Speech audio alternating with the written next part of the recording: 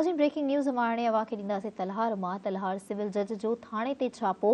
नाहक बांदी ॼाणायल नौजवान हथ न आयो। वार्ड नंबर 5 जे रहवासी पीरसन जी दरख़्वास्त ते सिविल जज बदीन आमिर राजपूत तलहार थाणे ते छापो हयो आहे। नाज़रीन ब्रेकिंग न्यूज़ आहे, अवांखे पहुचाईंदासीं तलहार मां। तलहार में सिविल जज जो थाणे ते छापो।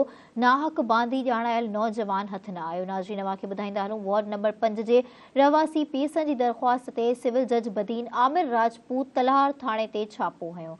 नाज़रीन हिकु भेरो ॿीहर ब्रेकिंग न्यूज़ अवांखे ॾींदासीं तलहार मां। सिविल जज जो थाणे ते छापो हयो वियो आहे। नाहक बांदी ॼाणायल नौजवान हथ न आयो आहे। वार्ड नंबर 5 जे रहवासी पीरसन जी दरख़्वास्त ते सिविल जज बदीन आमिर राजपूत तलहार थाणे ते छापो हयो आहे।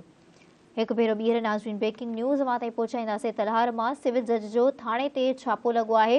नाहक बांदी ॼाणायल नौजवान हथ न आयो। वार्ड नंबर 5 जे रहवासी पीरसन जी दरख़्वास्त ते सिविल जज बदीन आमिर राजपूत तलहार थाणे ते छापो हयो आहे। इन जा वधीक तफ़सील वठंदासीं। लाइन ते मौजूदु आहे धरती न्यूज़ रिपोर्टर रुस्तम अली जी। रुस्तम अली, तफ़सीलात बाबति आगाह कंदा।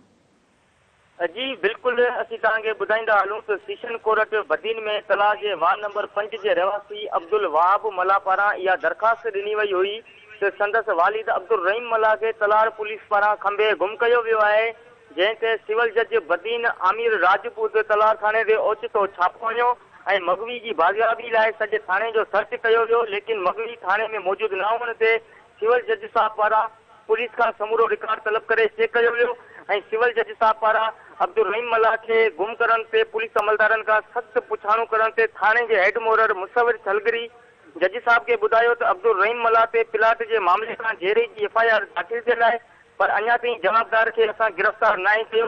बे पासे हेड मोहर मुसविर छलगरी जो इहो चवण हो त वार्ड नंबर 5 के रहवासी अब्दुल हकीम खट्टी की फरियाद ते जवाबदार अब्दुल रहीम मला ते प्लाट के मामले का जेरे जो केस दाखिल थियल है, पर अञा ताईं जवाबदार गिरफ्तार न कयो। जल्द जवाबदार के गिरफ्तार करे कोर्ट सगोरी में पेश कयो वेंदो। जी रुस्तम, अवां जी वॾी महिरबानी तफ़सीलात ॾियण लाइ।